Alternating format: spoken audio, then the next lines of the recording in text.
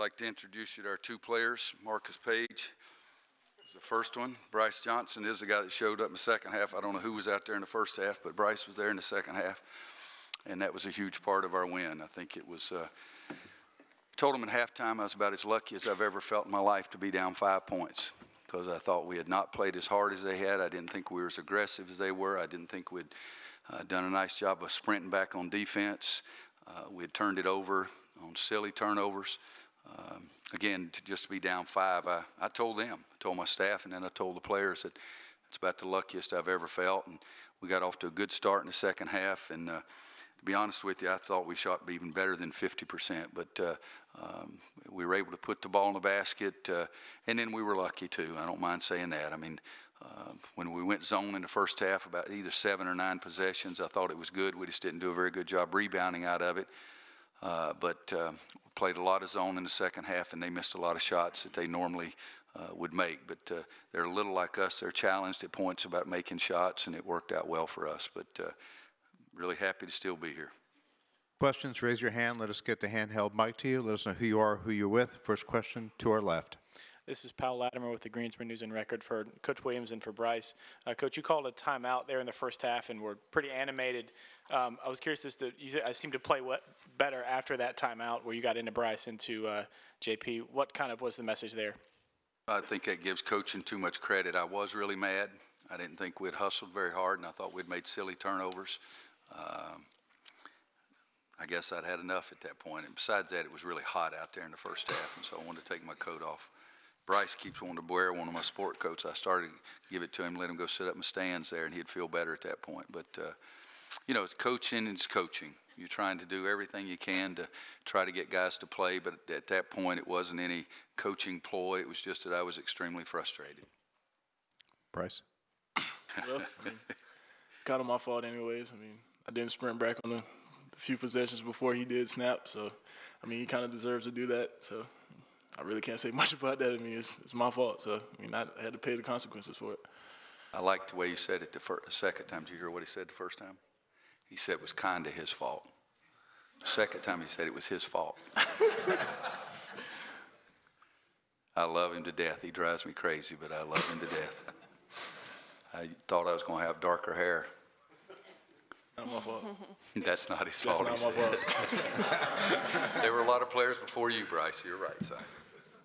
Guys, he had 18 points in the second half. He was 8 for 8 from the foul line. He played a big-time game. He messed it up defensively one play about as big as I've ever had him, for sure, much less anybody else. But he played his tail off in the second half. I couldn't be happier with his second half play.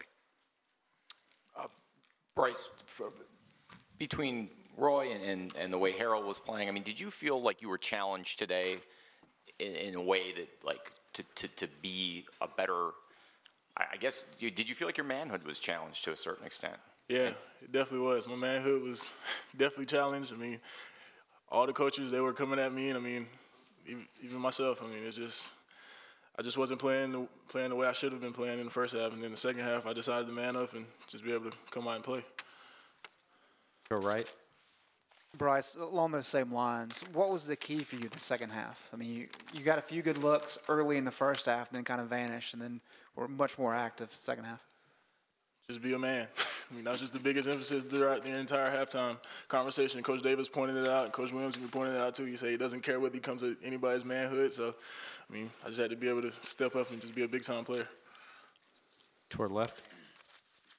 Daniel Wilco with the Daily Tar Heel. Brice, yesterday you said that in the second matchup against Louisville, they wanted it more. Did you guys want it more today? You have no idea. I mean, just the way that we came out and we were killing them in the first half over there, and then the second half we kind of let up on them, and then they decided they just weren't going to go down without a fight, and I mean, they ended up winning. So, I mean, that's just the one thing that's what we're emphasizing throughout last night and this morning. So we just wanted to be able to go out there and just give it our all. Back in front of me. Roy, Art Chansky, WCHR Radio, a couple things. At 5'11" versus 6'11", how hard is it to get into Brice's face? He was playing about 5'8" at that point, so I was looking down on him at that point. But no, I mean, you know, the other guy that I got after was JP for the turnovers. And if you look at JP's line, he's 1 for 4. He had 3 assists and 3 turnovers. and I'm not taking credit for getting mad at him and changing his play, but he was really big for us. I mean, he really was. The defensive job he did on their jump shooters, the rebound that he got when it was up there, when it was either a 2-point game or a 4-point game, the steal on the out-of-bounds play. I mean, you look at that and you say 2 points, 27 minutes, he didn't do a lot, but I was really, really pleased with what he did in the second half. And question is about your zone offense, you know, wasn't very good in the first half. What made it better in the second half? Well, we got our big guys to move a heck of a lot more in the second half. You know, I think we made 2 or 3 threes. We made one, excuse me, I can't even find it. We made 3 in the first half, 2 in the second, but we got the ball inside more. Brice and Kennedy passed it better inside. We got it inside a couple of times by Marcus dribble. Joel Berry dribbled it in there one time. Justin made a couple of good passes. First half, I thought our big guys were really just sort of hiding behind the zone. I think I was right. Joel, Kennedy, and Brice were like 3 for 15 in the first half. They were 8 for 13 in the second half. Brice was 5 for 8 because we got better shots, and we found that open area in the zone in there. But kids just I'll use Brice's terminology, they manned up and decided to play better in the second half. Back left. Grace Rainer of the Daily Tar Heel. Coach Williams, you got some big minutes from Kennedy, especially down the stretch. I think you had back-to-back baskets and then a big block. What was your assessment of how he showed up today, especially through the illness? I got more out of him than I thought I was going to get. You know, 19 minutes for him, 4 for 9. You know, it's not what you usually get because he's shooting 56, 57% for the year. I think he did some good things. His passing is important to us. I said to Adam Lucas before the game, Kennedy is probably more important against a pressing team like Louisville than he is against somebody else because he does make good decisions out of bounds. But I think Brice and Kennedy and Justin, Marcus, all of them made good decisions passing the ball against the zone. Front right.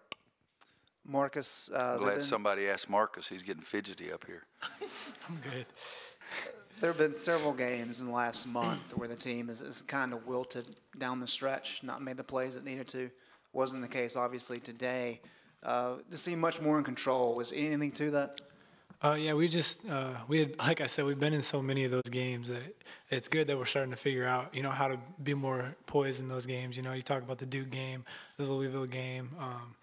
We did a good job in the Miami game, but we've had some games where we've done poorly and some games we've done well. Aside from the possession where we ran go late clock and I missed the layup and then they came down and hit a 3, I think we executed perfectly down the stretch. That was the only one. You know, we didn't get a great shot and then they came down and hit a 3 right away. But we're just more poised and we're doing a better job of making the defense work. We even got a shot clock violation, but, you know, even that is a dead ball turnover and, you know, you're still killing 35 seconds off the clock. So we're not rushing quick shots anymore as much and, you know, we're taking care of the ball for the most part. So those are the 2 biggest things we're doing differently down the stretch. I mean, if you think and look at the Louisville game, we had 2 air balls and 2 turnovers in 4 straight possessions because we rushed it. And I think Marcus is right. I didn't like the shot clock violation, but it did take 35 seconds off, and we were able to get our defense set. And then also I think Brice and Marcus and Justin step into the free throw line and making their free throws. You know, it's 64-60, and I'm not sure if we may have had 1 field goal after that, but I think the last 6 points, I think we're all free throws 6 for 6. Front left. Brett Friedlander, Wilmington Star News. Roy, going back to Kennedy, when did you find out that he was going to play and you decided you were going to play him? And Marcus, how important in a game like this, in a tournament like this, where you hope to play 4-4, to have him give you what he gave you today? Go ahead. Oh, it's very important. You know, everybody is important. You know, you got to have depth at this time of the year. You know, we're playing back to back to back. So we needed his minutes to help our big man rotation out. Even if he couldn't give us, you know, full Kennedy Meeks, he's still a big body that can compete and rebound down low. So whatever he could give us today is what we needed, and you know he did a pretty good job considering he's had such limited time in practice. Coach said yesterday he hadn't been running or anything.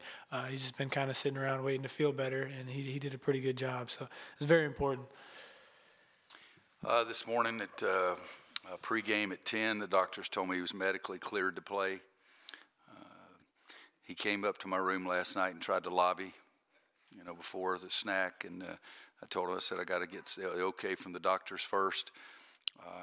Talked to the staff at pregame meal a little bit, and then thought about it between 10 and when we came over here, and then decided that I was going to give him. And I told him last night, I'm not saying I'm not going to play you the whole tournament, but he hasn't done one drill since the Duke game.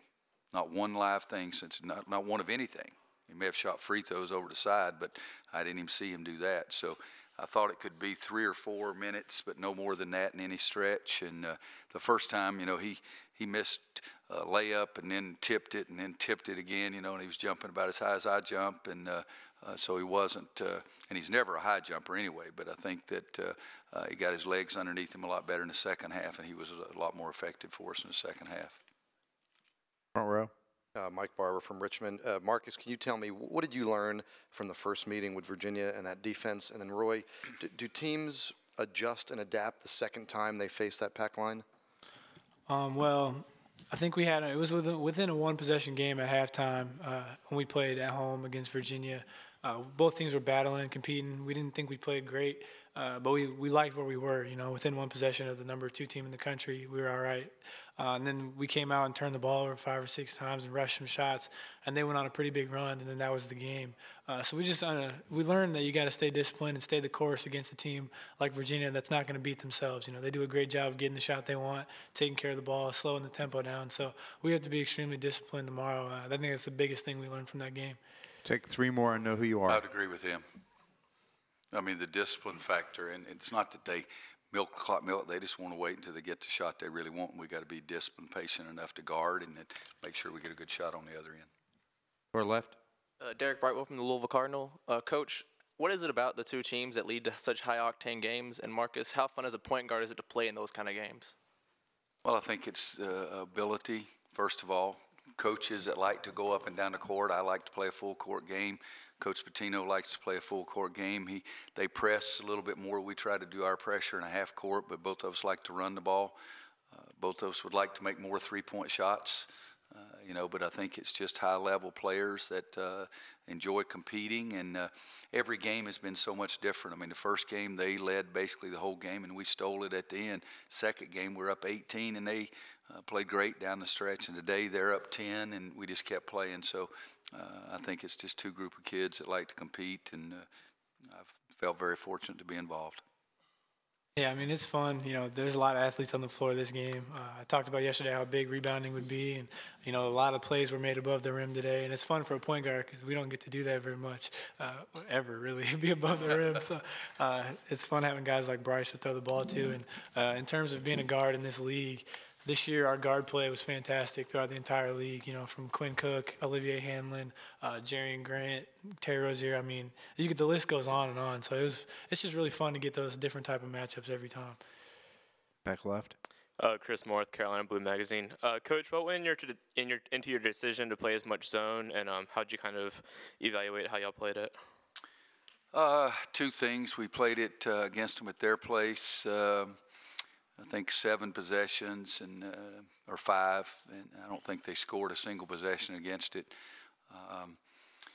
Our man wasn't working very well. I mean, I thought Rozier was really just taking people. JP was in foul trouble. So, you know, it maybe slows them down a little bit, makes it easier to find the shooters, makes it a little easier to stop the dribble penetration because we got our center in the middle of the floor there. But I was just trying to find something that worked. Last question. Coach, not to jinx you, but your team's shooting about 41, 42% from 3 over the last 7 games. Sorry, guys. Is that just look over your shoulder the rest of the freaking night. Okay, just understand that. Is that a matter of getting better looks? Is it a matter of the shot just going in? It's more selective shooting. I mean, you look, guys, we talked about it in the locker room before the game. The coaches, we're think 3rd in the league in 3-point shooting percentage, but we've taken 15th most attempts. There's how many teams in our league? 15. All right, so we're taking better shots is what it is. And if we shoot a poor percentage tomorrow, your butt better not come in here. Thank you guys very much.